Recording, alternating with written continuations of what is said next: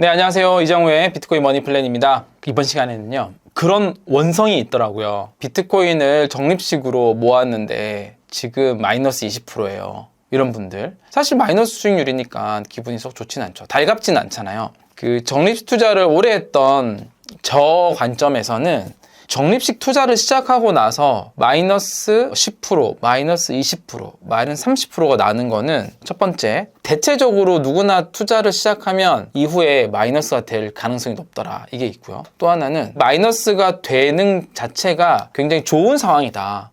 적립식 투자는 이 마이너스 수익률이 도달을 하는 이 과정이 있어야지만 더 좋은 퍼포먼스를 낼 수 있거든요. 쭉 오르는 것보다. 그래서 이 마이너스 수익률 난다는 얘기는 가격이 떨어졌다는 얘기고 같은 금액으로 구매한 수량이 더 많아진다라는 얘기이기 때문에 오히려 더 좋은 시그널이다 라고 저는 생각을 합니다. 뭐 어떤 분들은 동의를 하실 거고 어떤 분들은 말이야 방구야 뭐 장난하냐 이렇게 할 수도 있겠지만 저는 그렇게 생각하는데 제가 데이터를 한번 보여드리도록 하겠습니다. 먼저 최근 6개월 동안 비트코인을 적립식으로 모았으면 수익률이 어떤지 한번 볼게요. 여기 네이버에요. 비트세이빙 계산기를 칩니다. 여기 들어가면 적립투자 계산기 있죠? 그러면 여기 세 가지 형태 적립투자 계산기가 있고요. 여기 기본 적립식 투자, 기본 DCA 여기 클릭을 합니다. 자, 한번 최근 6개월 동안 비트코인을 적립식 투자로 구매했으면 수익률이 얼마인지 한번 보겠습니다. 네, 마이너스 16%입니다. 마이너스 16%. 처음에 살짝 수익 나는가 싶더니 지금 마이너스 구간입니다. 그럼 이 구간은 우린 좌절을 해야 될까요? 적립식 투자를 잘 아시는 분들은 올초은 이때다 싶어서 금액을 더 늘리시긴 합니다. 그게 더 좋은 옵션이긴 한데 이 물타기인데 장기적으로 우하향하는 자산은 이렇게 하면 안 됩니다. 장기적으로 우상향하는 자산에만 해당되는 방법인데요. 이걸 제가 비교를 한번 해볼게요. 눈으로 보면 조금 더 잘 되실 것 같아서. 예를 들어서요. A라는 사람이랑 B라는 사람이 있어요. A라는 사람은 비트코인을 이렇게 적립식으로 모아가기로 했어요. 근데 비트코인이 한 번도 하락하지 않고 진짜 운 좋게 10만 불에 사기 시작해서 15만 불까지 꾸준히 상승했어요. 이렇게 한 번도 아픔이 없이 가격이 계속 올랐단 말이에요. 행복한 나날을 보냈어요. 근데 B라는 사람은요, 아주 일반 대중이죠. 본인이 사자마자 그때부터 내리 하락을 하는 거예요. 사자마자 30% 하락을 합니다. 30% 하락을 했다가 다시 이렇게 반등을 해서 똑같은 15만 달러에 도착합니다. 목표는 똑같습니다. 15만 달러라는 목표는 다 똑같이 도달을 했는데 어떤 경우는 한 번은 쭉 올랐고요. 어떤 경우는 폭락을 했다가 올라왔단 말입니다. 각각을 적립식 투자를 했을 때 수익률을 한번 보시면요. 하루에 100달러씩을 모았다고 가정을 해볼게요. 가격은 10만 불부터 시작을 합니다. 그럼 100달러로 살 수 있는 구매 수량이 있죠. 여기 있죠. 0.0009998 좀 줄어드네요. 왜냐면 가격이 오르니까 구매 수량이 좀 줄어듭니다. 줄어들다가 쭉 내리면 51회차가 되면 15만 불에 도착합니다. 여기 누적 수익률이에요. 오른쪽에.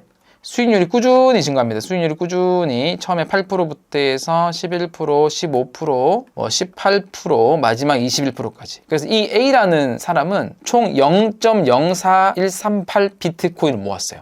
0.04비트를 모았다는 거죠. 이것에 대한 총 평가 금액은 15만 달러니까 마지막에 6,200달러가 돼요. 6,207달러.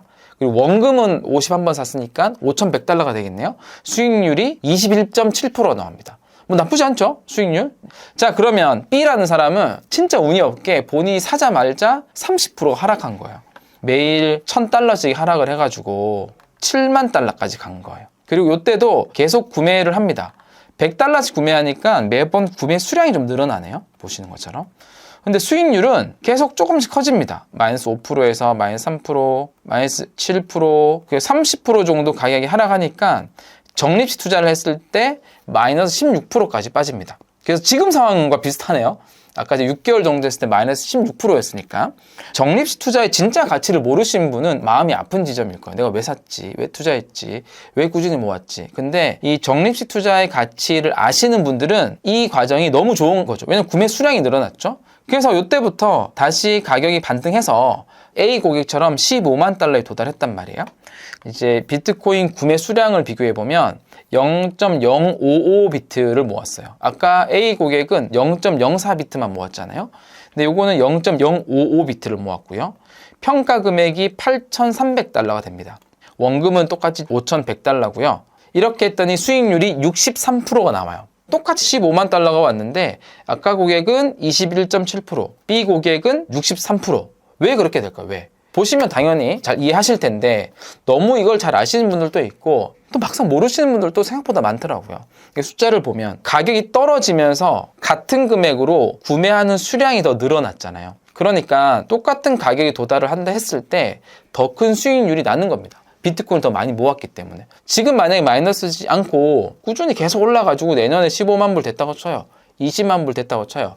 이 적립식 투자를 하시는 분들은 수익률이 오히려 더 적을 수도 있습니다. 오히려 이렇게 조정을 받고 이 조정 기간에 꾸준히 비트코인을 사 모으고 똑같은 가격에 갔을 때 훨씬 더 큰 수익률을 낸다. 여기만 보더라도 이전보다 한 3배 정도 더 많은 수익률을 내네요. 그럼 여기서 조금 더 수익률을 더 많이 내는 방법은 뭘까요? 조금 더 수익률을 많이 내는 방법은 이렇게 하락했을 때 7만 불, 8만 불, 뭐 10%, 20%, 30% 하락했잖아요.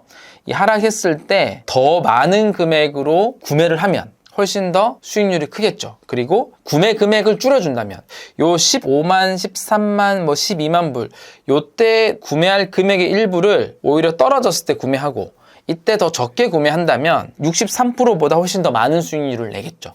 적립식 투자에는 그런 원리가 있고요. 그래서 좀 빠졌을 때 본 현금 있으신 분들은 한번 사신 분들 좀 많이 있어요. 그래서 저는 이 적립식 투자는 지금 뭐 마이너스 20%, 30%가 됐다고 해서 너무 우울할 필요는 없다. 지금이 되게 좋은 기회다라고 생각하시는 거고, 그럼 하락장을 좀 맞이하는 자세인데요. 결국은 하락장이 와서 본인이 이거 진짜 저평가가 됐다. 지금 많이 빠졌다. 더 사고 싶어도 대체적으로 이 하락장이 왔을 때 바닥이 됐을 때 바닥인지를 몰라서 못 사는 사람보다는 바닥인지 좀 알아서 이거 분명히 거의 바닥 온 것 같은데 하더라도 현금이 없어서 못 사는 사람이 되게 많거든요. 그러니까 이미 다 물려 있는 거죠, 쉽게 얘기하면. 그래서 우리 하락장을 대한 자세는 하락장이 되기 전에, 그러니까 상승장이란 얘기죠. 강세장 때 욕심을 좀 내려놓고 다 팔란 얘기 아닙니다. 일부 금액 현금화를 좀 해서 현금 비중을 좀 갖고 있는 게 중요하다. 즉 현금 관리를 잘하는 게 되게 중요하다. 현금 비중 관리죠. 가장 위험한 순간이 어떤 데인지 아세요? 여러분도 아마 느껴보셨을 수도 있는데요. 계좌에요, 현금이 남아있는 꼴을 보기가 싫을 때가 있어요. 뭔가 이 계좌에 현금이 남아있으면 뭔가 내가 수익을 놓치고 있는 것 같고, 뭔가 이거를 다른 어떤 자산에든 계속 넣어서 이렇게 투자를 해야 될 것 같다, 이런 마음이 들 때가 있거든요. 주식, 뭐 방산주 좋다, 조선주 좋다, 뭐 에너지주 뭐 이러면서 뭐 S&P 500도 눈에 들어오기도 하고요. 통장에 현금이 남아있는 꼴을 보기 싫을 그런 마음이 들 때가 가장 위험한 순간이랍니다. 왜 이 얘기를 했냐면, 이런 이제 시장이 좋을 때 이런 현금 비중 관리를 잘해야 되고, 하락장을 대한 자세는 결국 현금 비중 관리가 잘 됐을 때, 막상 이렇게 하락장이 왔을 때 적립식 투자 금액 비중을 더 늘릴 수도 있고요. 또는 한 번에 좀 더 많이 살 수도 있겠죠. 그렇게 좀 대응할 수 있다고 좀 생각을 합니다. 근데 저는 이게 적립식 투자를 할 때 현금 비중 관리하기 위해서 적절한 매도, 이런 것들은 되게 중요하다고 봐요. 꾸준히 모으는 것도 중요하지만 일부를 현금화해서 현금 비중 관리를 잘하는 거 되게 중요한데, 아까 그 적립식 투자 계산기요, 여기 보면 기본 적립식 구매 시뮬레이터도 있고요. 여기 수학하기가 뭐냐면 목표 수익률을 설정을 해두고 자동으로 매도를 했을 때 어떤 수익률이 나냐 이겁니다. 이더리움이라는 걸 볼게요. 이더리움을 하루에 100달러씩 샀는데 목표 수익률을 50%로 해놨어요. 50%. 그러면 이것도 6개월 동안 볼게요. 6개월. 계산을 하잖아요. 그럼 이더리움이 6월 달에 2,680달러였거든요. 원화로 한 300만 좀 넘겠네요. 그래서 이더리움이 급등을 했어요. 그래서 8월 달이 이더리움이 시장 분위기가 가장 좋았을 때예요. 그래서 미국의 뭐 비트마인이라고 하는 회사는 이더리움이 계속 사모으고, 텀리가 계속 이더리움 오른다, 이더리움 다음 미래다 이러면서 이제 계속 사모으고, 그래서 한국의 서학개미들도 비트마인을 사는 금액이 그렇게 컸을 정도로 8월 달엔 시장 되게 분위기 좋았습니다. 이더리움. 여기 보라색 점 있죠? 적립 투자를 꾸준히 했을 때 타겟 수익률이던 50% 딱 도달했을 때요, 요때 자동으로 딱 매도를 해준다는 겁니다. 근데 뒤가 계속 또 오를 수도 있고 너무 많이 올랐으니까 조정받을 수도 있잖아요. 이더리움 좀 조정을 받고 있죠. 다시 거의 6월달 가격으로 돌아왔는데요. 이럴 때 미리 현금화를 한번 해뒀기 때문에 요 금액을 가지고 지금 떨어졌을 때 더 많은 금액을 살 수 있겠죠. 이더리움이 장기적으로 좋다고 하는 고객들은. 그러니까 중간중간에 이 타겟 수익률에 적절히 매도를 해서 현금 비중을 관리하는 게 되게 중요하다. 오늘은 저거 말씀드렸잖아요. 적립 투자를 시작했을 때 처음에 20%든 30%든 되는 과정이 결코 나쁜 게 아니다. 그 시기가 중요하다. 2년만 모으게 되면, 저희 통계적으로 봤을 때 비트코인을 2년 정도를 꾸준히 이렇게 적립식 구매를 해서 모으잖아요. 그러면 평균적으로 291일, 한 300일이 안 된 기간에 50% 수익률이 다 도달을 하는 거예요. 그리고 평균적으로 400일 정도만 되면 100% 2배 수익률이 도달하는데 지금 우리 2년을 지금 얘기하고 있으니까 그리고 2년 내에 50%라는 수익률을 도달할 확률이 거의 84% 정도 된다는 겁니다. 그래서 2년이라는 기간이 적립식 투자에서 이 수치 확 올라가는 기간입니다. 2년만 꾸준히 하면 웬만한 수익을 낼 확률이 굉장히 높아지는 거죠. 여기 보면 10% 수익률 도달할 확률이 99%니까 2년 정도 해서 마이너스를 볼 확률이 거의 없다. 이 얘기와도 같습니다. 적립식 투자를 시작했을 때 처음에 마이너스 수익률을 보는 거는 너무 축복과도 좋은 상황이다. 그 과정이 있기 때문에 나중에 훨씬 더 큰 수익률을 볼 수 있다.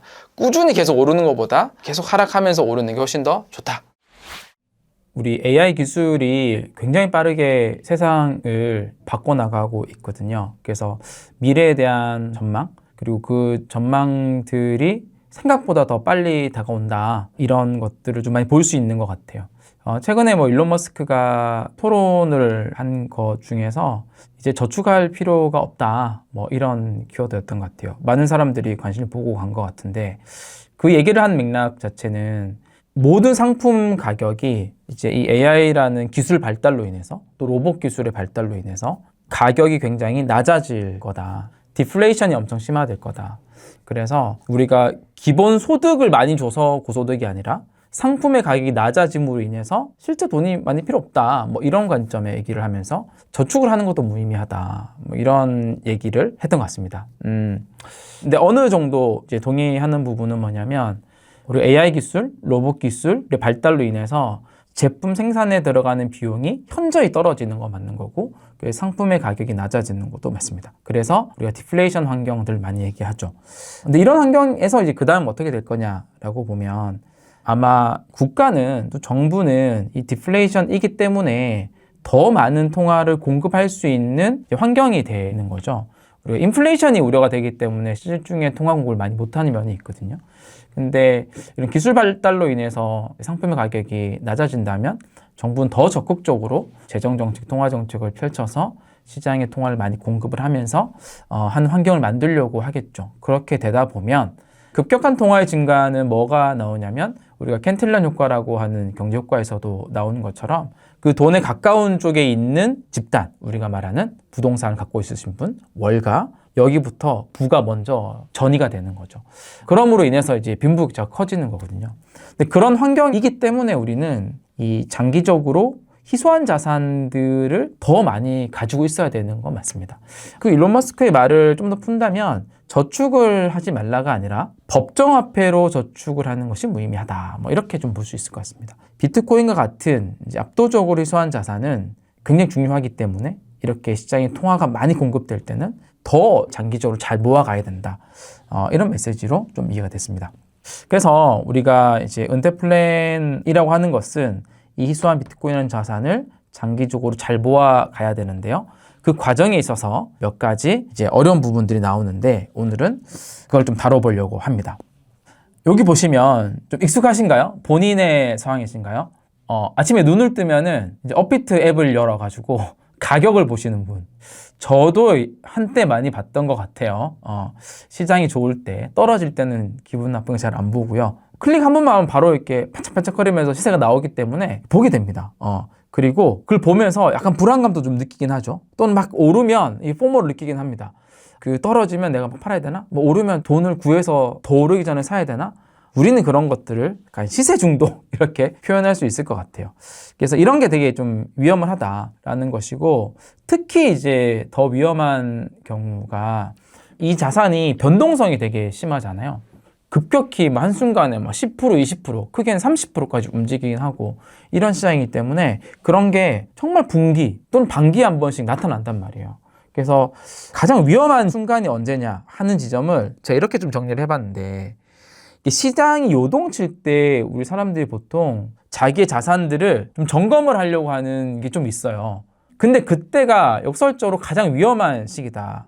그때 점검하면 안 된다라는 것을 좀 말씀드리고 싶은 거죠. 왜냐하면 만약에 시장이 이제 패닉이라서 급락을 막 하고 있으면 어떨 것 같아요? 이성적으로 생각하지 못하고 공포에 질려가지고 막 손절을 막 하려고 하겠죠? 지금이라도 팔아야 돼. 사실 이 자산은 장기적으로 갖고 있으려고 하더라도 더 떨어지면 사서 개수를 늘려야지 이런 생각이 들 수 있다고요. 예를 들어서요. 저도 이제 그런 경우가 있는데 보면 재작년이죠. 2024년도 12월 3일 같은 경우가 우리가 한국 계엄이 있었고요. 그것 때문에 업비트의 비트코인 가격이 급락을 했었잖아요. 이런 경우 갑자기 찾아 들어오는 케이스인 거잖아요. 그러면은 내 눈앞에서 비트코인 가격이 막 10%, 20%, 30%막 떨어지는 거예요. 그러면 그걸 보고 이상하게 떨어지는 거라고 인지한 사람도 있지만 어떤 분들은 그 두려움 때문에 매도 버튼을 바로 누르는 경우도 있어요. 그 가격이 정상적이지 않음에도 불구하고 이성적으로 생각하지 못했기 때문에 누군가 또 매도를 막 눌러요. 해외 가격은 떨어지지 않았음에도 불구하고 그런 경우가 결국은 이런 갑자기 시장이 요동칠 때 본인이 공포에 질려서 팔아버리게 되는 케이스인 거거든요. 근데 가격은 바로 또 회복을 하잖아요. 2020년도 코로나 때도 마찬가지예요. 코로나가 그때 되게 심해지고 금융위기가 온다고 했을 때 비트코인도 하루에 그때 50% 정도 하락을 했었는데 그걸 눈앞에서 이제 10%, 20%, 30% 떨어진 것들 보게 되면 안 그럴 것 같은데 그걸 눈으로 보고 있으면 겁에 질려서 파는 경우도 있고 또는 그 시기를 또 이용한다고 나중에 더 떨어졌을 때 매수하기 위해서 파는 경우도 있고 이런 경우가 생겨요.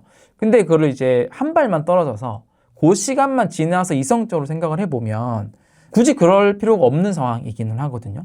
그래서 이런 포인트들이 있기 때문에 시장이 너무 요동칠 때는 잠깐 이제 물러서 있는 것도 좋습니다. 그리고 그런 상황이 생기더라도 문제가 없게끔 미리 투자 계획에 대한 설계를 해두는 게 좋겠죠. 그래서 여기 딱 적어 놓은 것처럼 시장이 미쳐 날뛸 때는 그냥 거래소 앱을 그냥 안 보는 게 좋다. 그리고 그 자산 포트폴리오에 대한 점검은 오히려 시장이 평온할 때 이성적으로 생각을 하면서 하는 게 좋다라는 겁니다.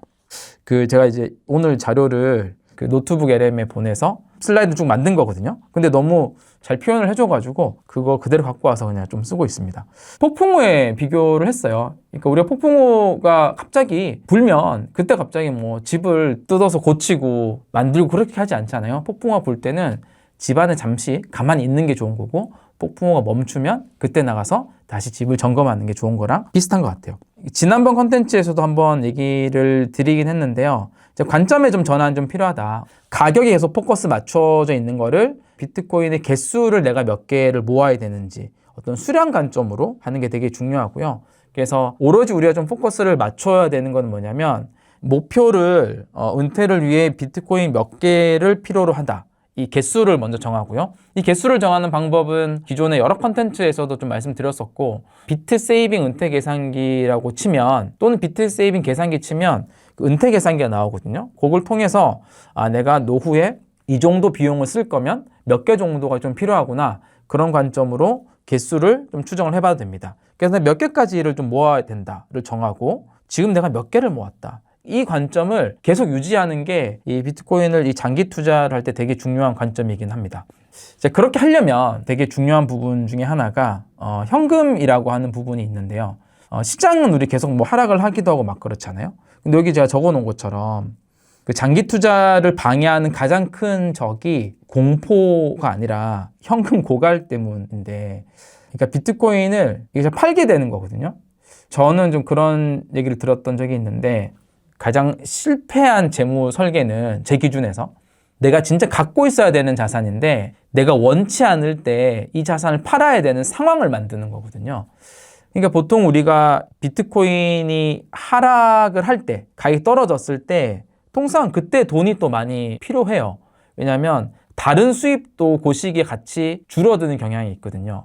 그러니까 저 같은 경우가 그런 게 좀 더 노출이 심하죠. 왜냐하면 비트코인 보유를 하는데 저는 이 크립토 업계에서 또 사업을 하고 있다 보니까 비트코인 가격이 떨어지면 이 업의 상황도 별로 안 좋아질 거 아니에요? 그러면은 이제 업에서 들어온 수입이 줄어들죠. 회사의 급여가 줄어들 수도 있고. 그러면은 비트코인 자산의 가격도 떨어졌는데 기본적인 수입도 줄어드는 환경이 생길 수 있잖아요.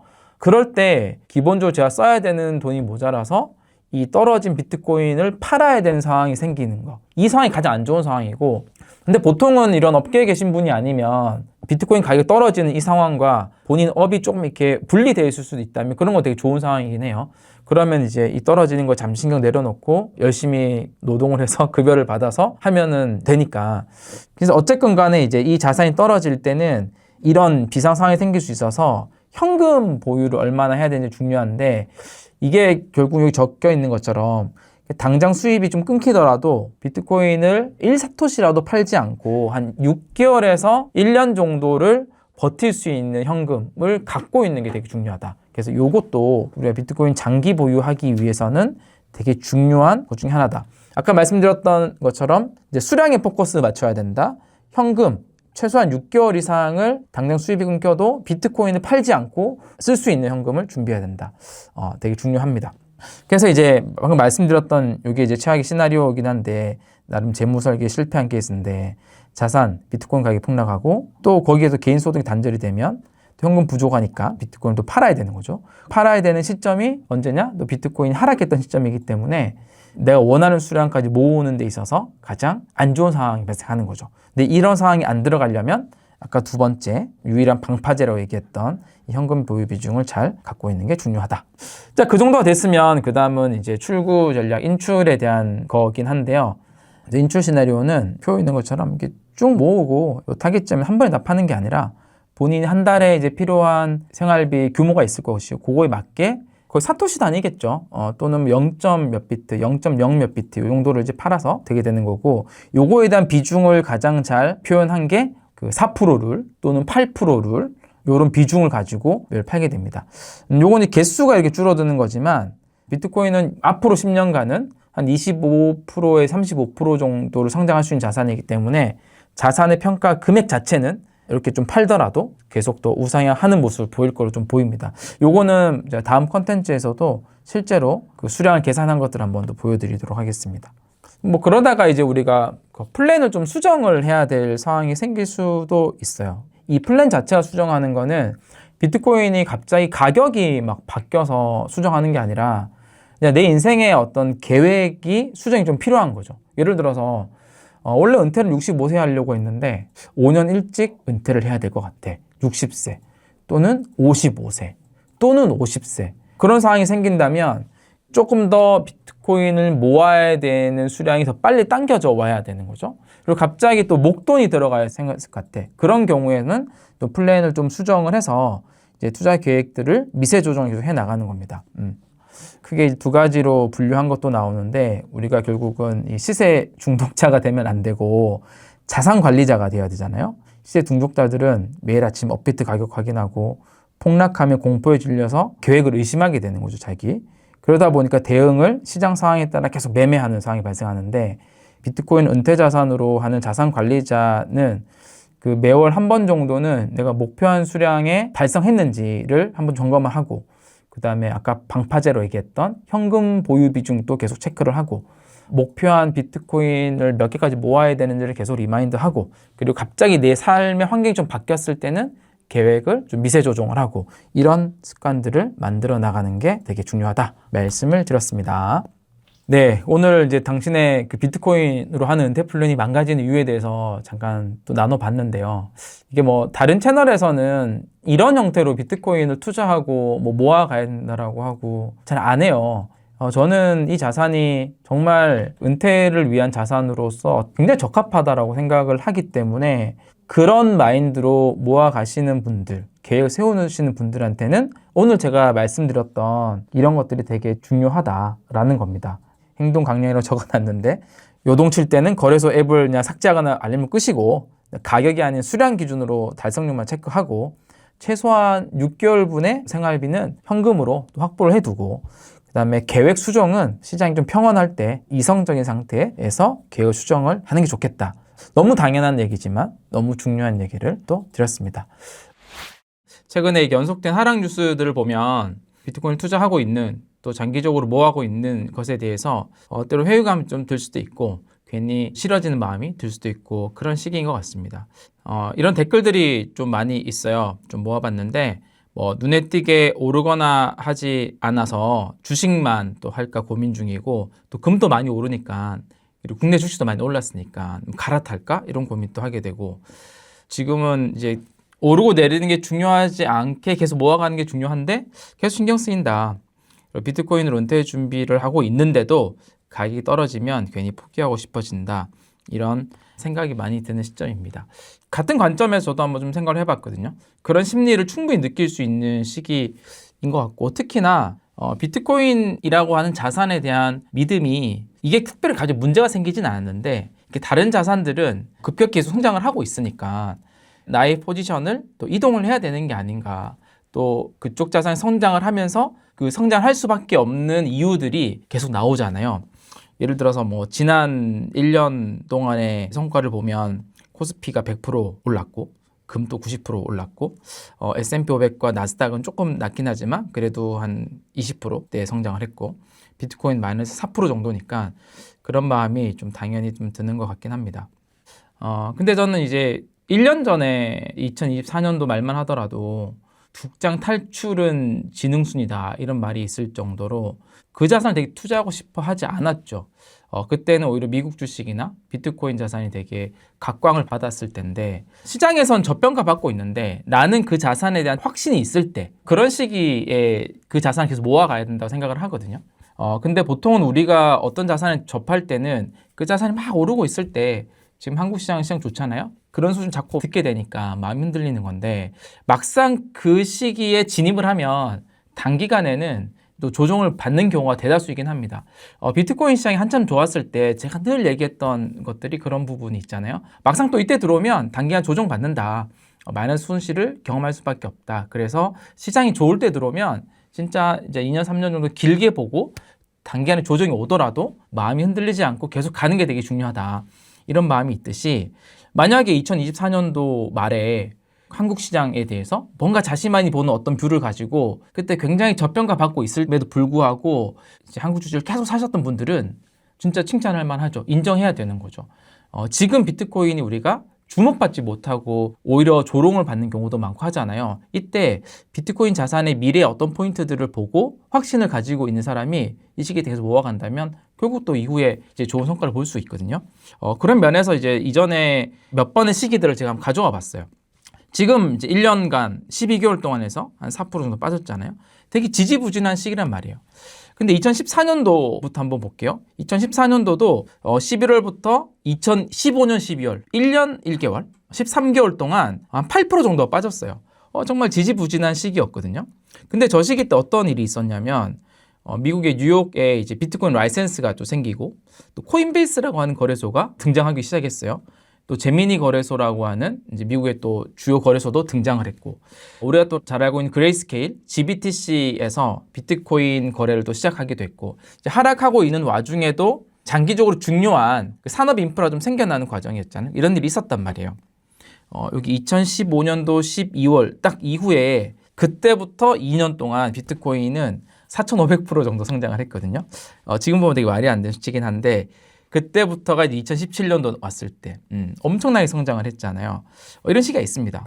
2019년도로 넘어가 보면 2019년도 7월부터 2020년도 10월까지 한 1년 3개월 정도 보시면 막 오를 것 같다 떨어지고 오를 것 같다 떨어지고 한 6.6% 정도 빠졌잖아요. 정말 이 시기 때 투자하면 재미없거든요. 그리고 하기 싫고 좋은 소식 하나도 안 나오고. 근데 이 물밑에서는 되게 좋은 소식들이 많이 나와요.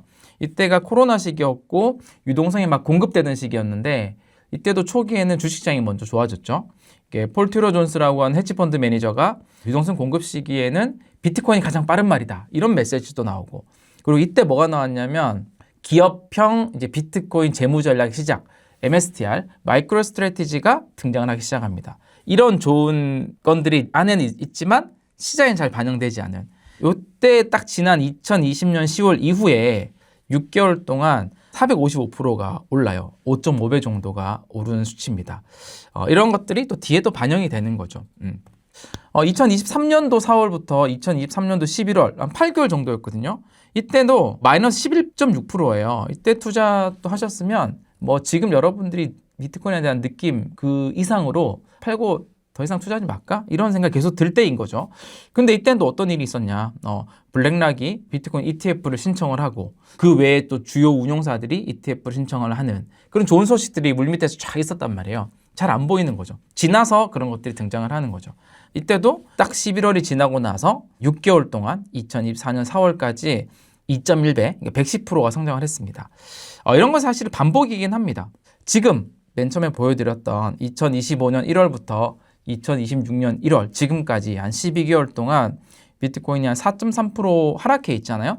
근데 이 시기에도 굉장히 좋은 일들이 많이 생겼어요.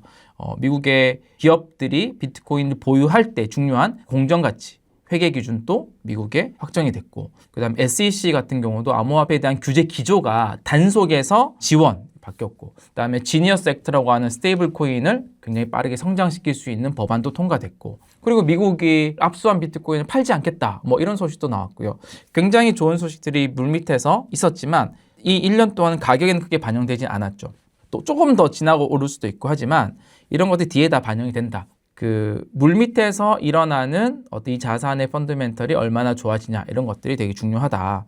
그래서 너무 조급함을 안 가지셨으면 좋겠다. 근데 지금의 조급함은 또 다른 자산들이 잘 나가니까 그런 생각이 들 수 있는데, 또 필요에 따라서는 일부 좀 옮겨서 같이 포트폴리오를 만드셔도 괜찮긴 합니다. 근데 우리가 비트코인을 어떤 장기적인 가치를 보고 스타트한 그 물량만큼은 계속 가져갈 필요는 있죠. 분명히 좋은 성과가 나올 거라고 좀 생각을 하고요. 지금도 그런 과정이다. 저는 이제 예전에 저희 컨텐츠에서도 한번 말씀드렸는데, 비트코인의 장기 낙관론을 가지고 있는 사람이거든요. 이 장기 낙관론에 몇 가지 이유들이 있죠. 그래서 그 이유들이 흔들리지 않는다면, 시장에서의 특별한 사건이 있어서 흔들리는 게 아니라면 지금에 있는 변동들은 잠시 있는 파도 정도로 볼 수 있는 거잖아요. 그 세 가지 정도의 장기적 낙관론의 이유들을 갖고 있습니다. 근거들을. 첫 번째는 통화량이 증가를 함에 따라서 자산 가격이 상승을 한다라는 큰 이제 하나의 근거인 거죠. 그러니까 왜냐하면 모든 자산의 가격은 M2, 그러니까 통화량 증가에 따라서 밀려 올라가는 것과 똑같거든요. 그래서 미국뿐만이 아니라 글로벌 통화량이 증가하면 화폐 가치가 좀 떨어지고, 그 화폐로 측정되는 모든 자산의 가격이 오르는 것처럼 보이는 거죠. 그렇다면 우리가 통화량이 증가할 수밖에 없는 이유에 대해서 한번 생각을 해볼 필요는 있죠. 통화량이 증가할 수밖에 없는 이유는 우리가 1971년 닉슨 쇼크 이후에 우리의 이 법정 화폐는 신용 기반 화폐 시스템이기 때문에 그래요. 이 신용 기반 경제는 통화량이 줄어들면 사실상 좀 붕괴되는 구조가 올 가능성이 높습니다. 왜냐하면 통화량이 줄어들면 은행의 대출이 감소를 하게 되고, 그럼 또 소비가 감소하게 되고, 소비가 감소하면 기업 활동이 위축되게 되고, 그러면 뭐가 되나요? 고용 감소가 되는 거죠. 이런 흐름이기 때문에 화폐의 가치에 문제가 되지 않는 범위 내에서 경기를 활성화시키기 위해서 어느 정도의 통화량은 계속 이제 시장에 공급을 해줘야 되는 환경이긴 합니다. 또 하나는 민주주의는 결국 이제 표를 찍어주는 사람들의 니즈에 따라서 정책을 또 해나가야 되는 하나의 거버넌스 시스템이잖아요. 근데 가장 쉬운 경기 부양책이 뭐냐면 세금을 걷는 것보다는 돈을 푸는 행위가 더 쉽기 때문에 계속 이러한 현상들이 이어질 수밖에 없다. 그래서 앞으로도 통화량은 계속 증가할 것이고 그에 따른 자산 가격은 상승을 할 텐데, 그렇게 자산 가격이 상승을 할 때 이 두 번째 이유인데요. 왜 비트코인이냐? 압도적인 희소성 때문인 거죠. 그러니까 통화량이 늘어나는 환경에서는 공급이 계속 줄어들고 있고 총 발행량이 고정되어 있는 비트코인과 같은 자산이 가장 많이 오를 수밖에 없거든요. 물론 단기적으로는 조정이 조금 주춤할 수 있어요. 근데 좀 긴 시계열에서는 이 자산이 가장 좋습니다. 그리고 비트코인은 그만큼 얻기가 힘들죠. 그러니까 비트코인 얻기 위해서는 가장 희소하고 중요한 자원이 뭘로 해야 돼요? 에너지를 투입을 해야지만 비트코인을 얻을 수 있잖아요. 새로운 비트코인. 이게 우리가 채굴 시스템인데 POW라고 하는 이런 이제 이유가 있죠. 또 하나는 이제 구조적으로 어떤 수요들이 나오고 있는 것도 가장 큰 이유입니다. ETF가 승인이 돼서 제도권 자산들이 유입되고 있고요. 물론 시기에 따라서는 유출도 있고 유입도 있고, 유출될 때는 가격이 좀 떨어졌다가 또 유입될 때는 오르곤 하지만 작년 한 해에만 하더라도 거의 $1,000억 넘는 금액이 비트코인 ETF에 새로 유입됐단 말이에요. 그런 부분들이 계속 수요를 창출을 하고요. 그 다음에는 우리 토큰화된 자산, 요즘 블랙락의 레리핑크 회장이 계속 강제를 하고 있는 모든 금융 자산들, 또 모든 자산들이 토큰화가 돼서 결국 블록체인 위에서 거래가 될 거다. 이런 환경들. 그리고 지니어스 액트가 통과된 것처럼 스테이블 코인 증가한 환경들이 결국은 이 구조적인 수요를 만들어주는 두 번째 이유다. 세 번째 이유가 또 가장 중요한 이유 중에 하나겠죠. 세계 질서가 변하고 있잖아요. 이 세계 질서가 각자 도생의 시대로 변하고 있는데, 이 각자 도생의 시대라고 하는 거는 어떤 시대냐면 국가 간의 신뢰가 담보되지 않는 세상을 말한다고 몇 번 제가 얘기 드렸어요. 이러한 시기에 가장 중요한 자산이 뭐냐라는 건데, 중립적 자산의 수요가 계속 증가할 것이다. 그 중립적 자산의 대표적인 자산이 금, 그리고 디지털 세상에서의 중립적 자산의 대표적인 것은 비트코인. 왜냐하면 기존에 우리가 모든 자산이나 금융망들 있잖아요. 미국 달러 중심의 금융망이나 미 국채에 대한 신뢰나 이런 것들은 국가 간의 어떤 신뢰라고 하는 전제로 만들어진 하나의 시스템이거든요. 일례도 들었지만 이 국가 간의 신뢰가 붕괴된 결정적인 사건을 우리는 경험을 했죠. 러시아 우크라이나 전쟁 때 러시아 중앙은행의 달러 기반 자산이 다 동결이 됐잖아요. 이미 세계 질서가 바뀌었다. 요즘 그런 메시지들이 되게 많이 나와요. 최근에 뭐 다보스 포럼에서도 캐나다 총리가 또 얘기했지만 세계 질서가 완전히 바뀌었다. 그런 것들 우리 인지를 할 필요가 있는 거죠. 그러한 상황에서 어떤 자산이 필요할 거냐. 이런 국가 간의 신뢰가 담보되지 않는 세상에서는 특정 국가에 얽매이지 않는 중립적 자산을 확보하는 게 되게 중요해요. 말씀드렸던 금, 또 비트코인 같은 자산이죠. 물론 이제 이런 비트코인 말고도 이 디지털 세상에서의 인프라 역할을 할 수 있는 이더리움과 같은 자산도 이 토큰화가 되게 많아지고 스테이블 코인 발행량이 늘어나면 늘어날수록 주목받을 수밖에 없긴 할 거예요. 그래서 요 포인트입니다. 장기적 낙관론을 조금 생각을 해봐야 돼요. 이 세 가지 이후 통화량이 늘어나고 비트코인 희소하고 그래서 구조적인 또 수요가 이 제도권화가 되면서 만들어지고 또 하나는 세계 질서가 변화하는 과정에서의 중립적 자산 수요가 늘어나는 장기적인 환경이기 때문에 이런 환경에서 우리가 장기적으로 모아가야 되는 비트코인이 중요해질 것인가 이런 좀 생각을 해볼 필요가 있다고 생각됩니다. 그래서 오늘은 너무 단기적인 1년 정도 한 4% 정도 빠진 환경에 너무 이렇게 조바심 낼 필요 없다. 우리는 어차피 3년, 5년, 10년을 가지고 장기 투자 플랜을 세우는 과정이고 오히려 이렇게 빠지고 있는 이 시기는 비트코인을 모으기에 너무 좋은 환경이고 그리고 장기적 낙관론이라고 생각했던 그 근거들이 결코 무너지지 않고 있기 때문에 그냥 꾸준히 너무 흔들리지 않고 모아가시면 된다. 이렇게 오늘 또 말씀을 드리고 싶었습니다. 네, 오늘 내용도 도움이 되셨으면 좋아요, 구독, 또 댓글까지 많이 남겨주시면 다음 컨텐츠를 준비하는 데 있어서도 많은 도움이 될 것 같습니다. 감사합니다.